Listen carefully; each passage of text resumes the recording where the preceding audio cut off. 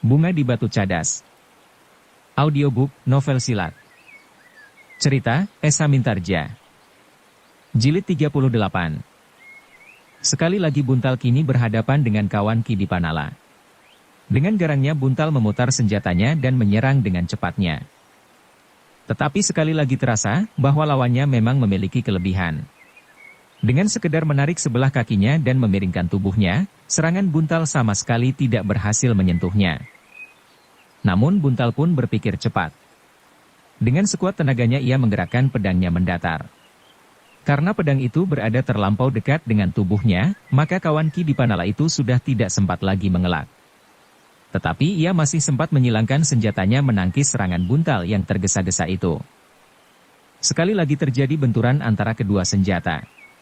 Karena Buntal tidak sempat mengayunkan senjatanya dengan sepenuh tenaga, dan lawannya pun hanya sekedar menangkisnya sair, maka benturan itu tidak banyak menimbulkan akibat di kedua belah pihak. Namun demikian sekali lagi Buntal merasa, senjatanya bagaikan menyentuh sebuah dinding baja yang kokoh. Buntal sempat meloncat menjauhi lawannya. Sekali lagi ia mencoba mengamati, siapakah sebenarnya kawan Ki Dipanala itu. Namun kini orang itulah yang menyerangnya dengan cepatnya sambil menjulurkan pedangnya.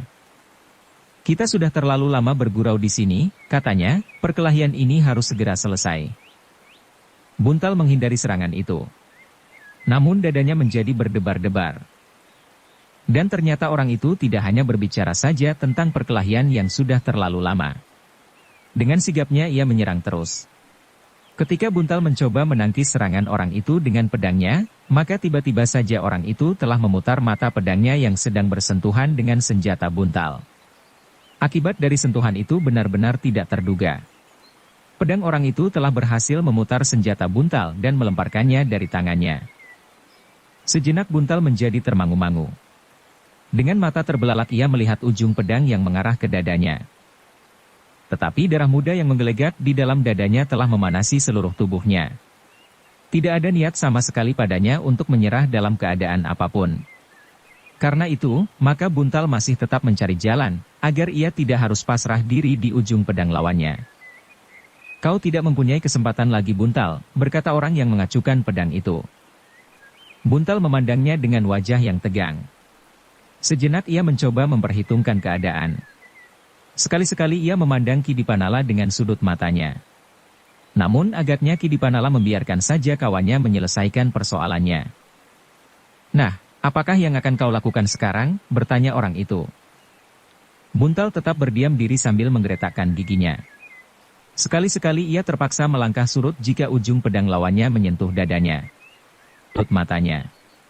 Namun agaknya Ki Dipanala membiarkan saja kawannya menyelesaikan persoalannya. Katakan apa yang akan kau lakukan sekarang? Menyerah, atau kau masih ingin bertempur, atau kau mempunyai keputusan lain? Buntal menggeram. Dan tiba-tiba saja di luar dugaan lawannya ia menjatuhkan dirinya sambil menendang pergelangan tangan lawannya. Gerak itu sama sekali tidak diduga, sehingga karena itu, maka tendangan kaki Buntal yang kuat itu berhasil menggeser ujung pedang lawannya meskipun ia tidak berhasil melontarkan pedang itu dari genggaman. Kemudian dengan sigapnya Buntal melenting, disusul dengan sebuah tendang mendatar mengarah lambung lawannya. Tetapi sekali lagi Buntal gagal. Dan keadaan yang tidak disangka-sangka itu, ternyata lawannya dapat berbuat lebih cepat daripadanya.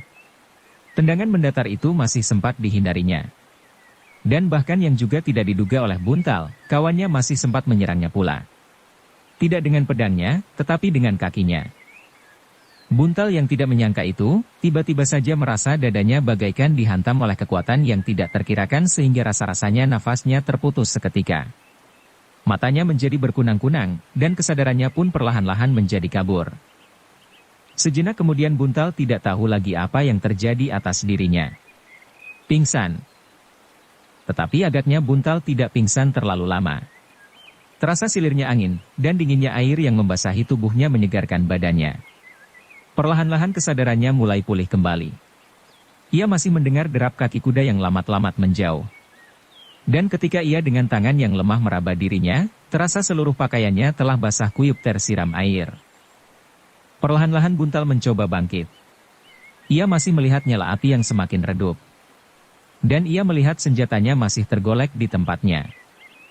Tertatih-tatih Buntal mencoba berdiri. Berkali-kali ia meraba pakaiannya yang basah kuyup, seakan-akan ia baru saja ditimpa oleh hujan yang lebat.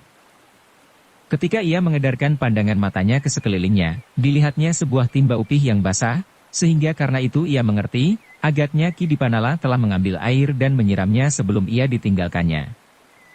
Buntal termangu-mangu sejenak. Ia menjadi heran mengalami perlakuan Ki Dipanala dan kawannya. Aku akan menangkap mereka, berkata Buntal, tetapi mereka tidak berbuat apa-apa atasku. Sambil terhuyung-huyung ia melangkah memungut pedangnya. Sekali lagi ia bergumam, mungkin Ki Dipanala tidak sampai hati melihat aku pingsan dan ditinggalkannya begitu saja. Itulah agaknya yang mendorongnya ia menyiram aku dengan air, dan menunggu sampai aku hampir sadar, ia berhenti sejenak, lalu, tetapi kawannya itu. Buntal benar-benar dicengkam oleh keheranan. Kawan Ki Dipanala ternyata memiliki kemampuan yang luar biasa. Jika ia ingin membunuhnya, maka Buntal sendiri tentu sudah mati terkapar di tempat itu. Tetapi ia tidak berbuat demikian. Aku tidak peduli, tiba-tiba Buntal yang muda itu menggeram, aku masih hidup dan sehat. Aku harus menghadap Kiai Sarpasrana dan menyampaikan laporanku kepadanya. Sudah barang tentu dengan peristiwa yang baru saja terjadi ini. Perlahan-lahan Buntal pun kemudian melangkah meninggalkan tempat itu. Badannya masih terasa lemah dan dadanya masih pepat. Nafasnya kadang-kadang masih terasa terganggu oleh rasa sakit yang menyengat. Tetapi Buntal dapat bertahan. Ia mendapat latihan yang berat di Jati Aking dan selama ia berada di Sukawati sehingga ketahanan tubuhnya pun cukup kuat untuk mengatasi perasaan sakitnya. Akhirnya Buntal dapat mencapai kudanya yang disembunyikannya. Ia pun segera naik ke atas punggungnya dan kemudian berpacu kembali ke Sukawati. Tetapi Buntal tidak berani lagi melarikan kudanya terlampau cepat, karena perasaan sakit di dadanya. Namun dengan demikian maka Buntal mengalami sedikit kelambatan, ia sampai di Sukawati setelah terang tanah. Kedatangannya dengan langkah yang letih dan nafas yang terengah-engah telah mengejutkan Kiai Sarpasrana. Karena itu, setelah Buntal duduk sejenak, Kiai Sarpasrana ingin segera mengetahui apa yang sudah dialami Buntal di perjalanannya. Dengan nafas yang berkejaran Buntal mulai menceritakan perjalanannya. Mula-mula ia menceritakan hasil kunjungannya ke Jati Aking. Keterangan yang didapatkannya dan yang tidak diduganya adalah bahwa Raden Juwiring kini tengah memimpin sepasukan prajurit berkuda dari Surakarta, mencari keempat orang yang hilang itu. Ki Sarpasrana mendengarkan cerita itu dengan saksama. Namun Buntal juga merasa heran, bahwa Kiai Sarpasrana tidak terkejut dan heran mendengar ceritanya. Bahkan dengan tenangnya ia berkata, Raden Juwiring tidak akan dapat ingkar. Ia adalah putra seorang pangeran, sehingga ia tentu akan dibebani tugas keprajuritan. Apalagi ayahnya adalah seorang senapati terpilih di Surakarta. Tetapi Kiai, menilik sikapnya selagi ia masih berada di Jati Aking, Raden Juwiring menunjukkan pendiriannya yang berlawanan dari yang dilakukannya sekarang. Kita memang harus berhati-hati menghadapi suasananya yang tidak menentu ini. Perubahan masih selalu akan terjadi. Buntal menundukkan kepalanya, ia teringat kepada tanggapan Kiai Danatirta atas Raden Juwiring. Agaknya orang-orang tua itu terlampau banyak pertimbangan sehingga ragu-ragu menentukan sikap. Buntal, berkata Kiai Sarpasrana kemudian, tetapi kenapa kau tampak terlalu letih dan nafasmu bagaikan akan terputus? Apalagi kau datang agak lambat dari waktu yang sudah ditentukan, bertanya Kiai Sarpasrana kemudian. Buntal bergeser sedikit. Ketika semangkuk minuman hangat diletakkan di hadapannya, maka tanpa menunggu lagi ia pun segera meneguknya. Aku harus sekali Kiai, desisnya. Kiai Sarpasrana tersenyum. Tetapi ia diam saja. Buntal pun kemudian menceritakan pertemuannya yang aneh dengan Ki Dipanala, sehingga ia terlibat di dalam perkelahian. Oh, kau bertempur melawan Ki Dipanala? Tidak ada pilihan lain Kiai. Aku mencurigainya. Ia berada di tempat yang sedang mengalami kekisruhan. Aku yakin bahwa orang yang diupah oleh kumpeni sedang berusaha mempengaruhi sikap rakyat Surakarta terhadap pasukan Raden Mas Said. Kau tidak mengenal siapa kawannya itu? Tidak Kiai, tetapi aku melihat ciri yang pernah aku lihat sebelumnya. Apa? Buntal pun menceritakan sikap tangan kawan Ki Dipanala itu. Ia pernah melihat hal itu pada Raden Juwiring. Kiai Sarpasrana mengangguk-angguk. Cerita Buntal ternyata sangat menarik baginya. Kau sama sekali tidak dapat menduga, siapakah kawan Ki Dipanala itu? Pertanyaan Kiai Sarpasrana yang diulang itu memang menarik perhatian Buntal. Tetapi ia tetap menggelengkan kepalanya sambil menjawab, tidak Kiai. Aku tidak dapat menduganya. Kiai Sarpasrana menarik nafas. Katanya, di malam hari memang sukar untuk mengenal seseorang yang belum dikenalnya baik-baik. Tetapi mungkin kau memang belum pernah melihatnya. Sudah barang tentu orang itu bukan Raden Juwiring, karena betapapun gelapnya kau tentu akan dapat mengenalnya. Bukan Raden Juwiring Kiai, jawab Buntal, kecuali aku tentu dapat mengenalnya, maka ia tentu tidak akan berpakaian seperti seorang hamba atau pelayan. Baiklah, Kiai Sarpasrana menyahut, beristirahatlah. Laporanmu akan aku teruskan. Ternyata bahwa keadaan sudah menjadi semakin gawat. Raden Mas Said sudah tidak dapat menahan hati lagi. Sudah terlalu lama ia mencoba mengendurkan perjuangannya. Tetapi agaknya Kumpeni justru berbuat sebaliknya.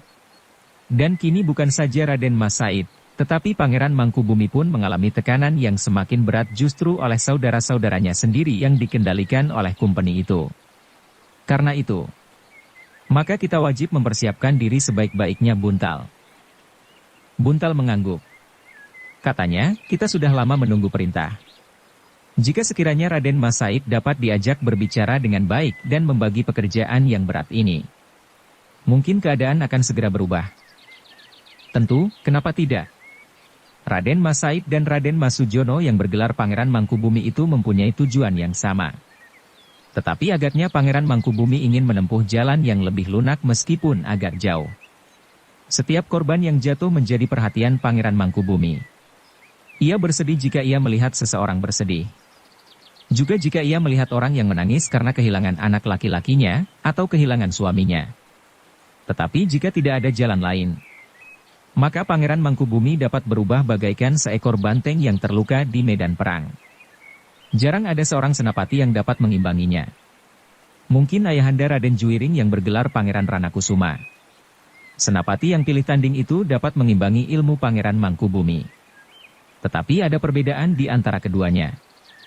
Pangeran Mangkubumi yakin akan perjuangannya, sedang Pangeran Ranakusuma tidak mengerti untuk apa sebenarnya ia berperang.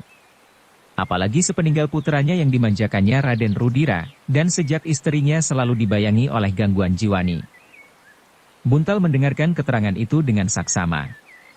Bahkan kemudian ia seolah-olah tidak sabar lagi. Kapan ia diperkenankan berada di medan perang melawan Kumpeni dan orang-orang Surakarta sendiri yang berpihak kepada mereka. Tetapi Kiai Sarpasrana kemudian berkata, kau tidak boleh tergesa-gesa Buntal. Kau harus menunggu perintah untuk itu. Karena itu, semua tindakanmu harus kau pikirkan masak-masak. Kiai Sarpasrana berhenti sejenak, lalu, seperti yang baru saja kau lakukan Buntal, itu adalah hasil gejolak perasaanmu semata-mata. Buntal mengerutkan keningnya. Sedang Kiai Sarpasrana tersenyum sambil berkata, untunglah, bahwa kedua orang itu tidak sampai hati mencelakaimu. Kiai, berkata Buntal sambil menundukkan kepalanya, jika sekiranya aku harus mati, itu sudah menjadi kesanggupan seorang laki-laki yang berbuat sesuatu atas keyakinannya. Kiai Sarpasrana mengangguk-angguk. Katanya, benar Buntal. Kau memang seorang anak muda yang tabah. Tetapi ada persoalan lain yang harus kau perhatikan. Jika sekiranya kau berhasil membunuh salah seorang dari mereka, sedang yang lain sempat melarikan diri, tentu orang itu akan mengadu di Istana Surakarta, bahwa seorang kawannya telah dibunuh oleh pengikut Pangeran Mangkubumi. Jika demikian, apakah kau dapat membayangkan, bagaimana perasaan Pangeran Mangkubumi apabila Pangeran ada di istana pula? Buntal mengerutkan keningnya. Dan kepalanya yang tunduk menjadi semakin tunduk. Tetapi Kiai Sarpasrana masih saja tersenyum. Katanya, sudahlah. Kali ini kau dapat mempergunakannya sebagai pengalaman. Karena kedua orang itu selamat, aku kira mereka tidak akan mengadu justru karena Ki Dipanala mengenalmu dengan baik. Sekarang beristirahatlah. Ceritamu dan hasil pengamatanmu di Jatisari merupakan laporan yang penting bagi Pangeran Mangkubumi. Aku akan segera menyampaikannya. Tetapi Kiai, Buntal memotong. Apakah Pangeran Mangkubumi kini berada di sini atau di istana? Kiai Sarpasrana justru tertawa. Katanya, Pangeran Mangkubumi berada di mana saja yang dikehendaki. Ah, pertanyaanmu aneh, Buntal. Pangeran Mangkubumi dapat saja hadir di istana, setelah itu dengan tergesa-gesa memacu kudanya kemari. Tetapi Buntal mempunyai tanggapan lain. Ia memang pernah mendengar bahwa Pangeran Mangkubumi memiliki ilmu yang luar biasa.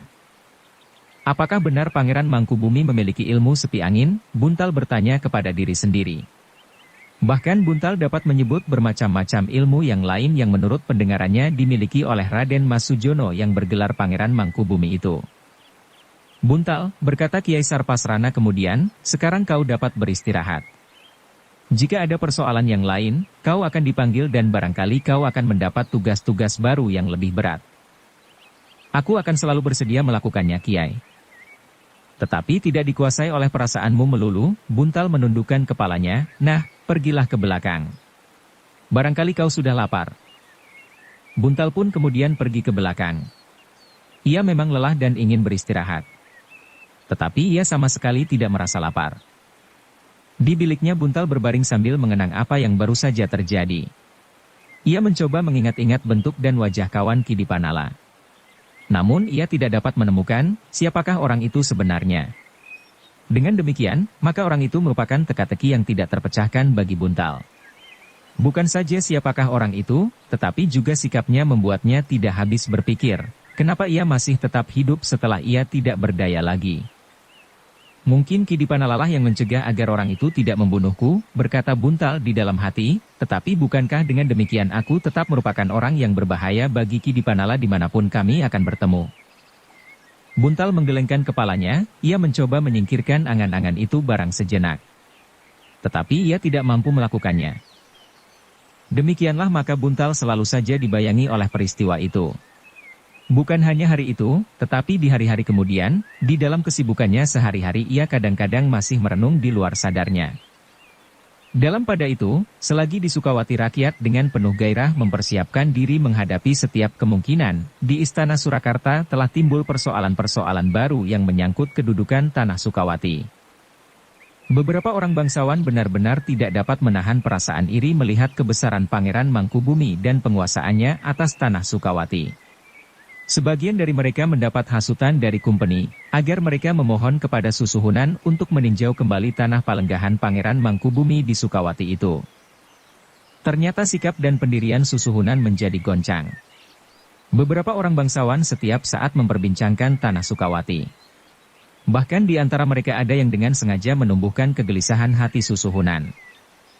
Banyak bangsawan yang tidak dapat menerima sikap yang tidak adil itu Kanjeng Susuhunan, seseorang telah menyampaikan persoalan itu kepada Susuhunan dengan nada yang buram, jika Kanjeng Susuhunan tidak segera mengambil sikap, maka di dalam waktu yang dekat, tentu akan timbul persoalan di antara saudara-saudara kita sendiri. Persoalan itu membuat Kanjeng Susuhunan menjadi bingung. Ia menyadari bahwa Pangeran Mangkubumi memiliki hak atas tanah Sukawati sesuai dengan janji Susuhunan sendiri. Tetapi jika ia tidak mendengarkan pendapat para bangsawan dan para pemimpin pemerintahan, terutama pepatih di Surakarta, maka persoalannya pun akan menjadi gawat. Karena itu, Susuhunan Pakubuwono benar-benar diliputi oleh kebingungan dan kegelisahan. Terlebih-lebih lagi Kanjeng Susuhunan mengetahui bahwa Kumpeni tidak tinggal diam melihat saja keadaan itu. Bahkan Kanjeng Susuhunan menyadari bahwa Kumpeni pun telah ikut serta mempergunakan kesempatan itu untuk keuntungannya. Dalam kesempatan itu pula Kumpeni mengadakan tekanan-tekanan atas Kanjeng Susuhunan untuk memperluas hak-hak Kumpeni. Pangeran Mangkubumi yang sudah memiliki benih-benih perlawanan tidak dapat menahan hatinya lagi. Dan itulah sebabnya maka perselisihan tidak dapat dihindarkan. Pangeran Mangkubumi tidak lagi mengekang diri ketika ia harus berbantah dengan pimpinan tertinggi Kumpeni yang datang dari Betawi di Paseban. Dan itulah yang membuat Pangeran Mangkubumi semakin terjepit. Sikap Kumpeni tidak dapat dimaafkannya lagi. Sikap para pemimpin Surakarta yang justru berpihak kepada Kumpeni pun tidak dapat dimaafkannya lagi. Dan sikap Patih Pringgalaya pun benar-benar tidak dapat dimengertinya. Peristiwa itu membuat Kanjeng Susuhunan benar-benar menjadi prihatin. Ia tidak dapat menolak tuntutan Kumpeni atas Tegal dan Pekalongan, serta pengawasan segala macam biaya masuk dan keluar kerajaan. Tetapi ia tidak akan dapat menahan Pangeran Mangkubumi untuk tetap bersabar menghadapi keadaan itu. Bahkan kemudian Kanjeng Susuhunan dengan desakan yang tidak terelakkan lagi dari darah bangsawan dan kumpeni yang marah atas sikap Pangeran Mangkubumi telah memutuskan, betapapun berat di hati, mengambil kembali tanah Sukawati dari tangan Pangeran Mangkubumi. Sukawati menjadi neraka yang berbahaya, desak kumpeni, karena itu Sukawati harus dilepaskan dari tangan Pangeran Mangkubumi yang telah berani melawan dengan terbuka perintah Gubernur Jenderal. Sedang para pangeran dan bangsawan yang lain mendesak, jika tidak segera diambil tindakan maka iri hati akan dapat membakar Surakarta. Apakah yang ditakutkan pada Pangeran Mangkubumi? Surakarta adalah kerajaan yang kuat. Apalagi kini kita berada di bawah perlindungan kumpeni.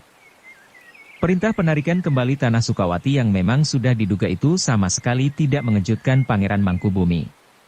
Tetapi hal itu benar-benar sangat menyinggung perasaan. Bagi Pangeran Mangkubumi, Sukawati sebagai sebidang tanah yang luas dan subur, sebenarnya tidak begitu banyak menarik perhatiannya. Pangeran Mangkubumi adalah seorang pangeran yang tidak terlampau cenderung kepada kekayaan lahiriah justru karena rakyat Surakarta semakin lama menjadi semakin melarat. Tetapi yang menyakitkan hati adalah justru tanah itu ditarik setelah ia berhasil membina Sukawati menjadi alas yang kuat baginya, sehingga penarikan itu akan sangat menguntungkan kumpeni. Tentang para pangeran yang iri hati atas tanah kelenggahannya yang terlalu luas dibandingkan dengan saudara-saudaranya.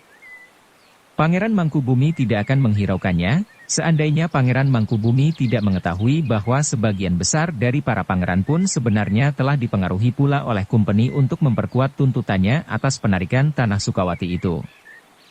Karena itu, ketika Kanjeng Susuhunan dengan resmi menarik tanah ini, dan diumumkannya di dalam sidang para pemimpin pemerintahan dan para bangsawan, rasa-rasanya jantung Pangeran Mangkubumi telah disentuh oleh bara api.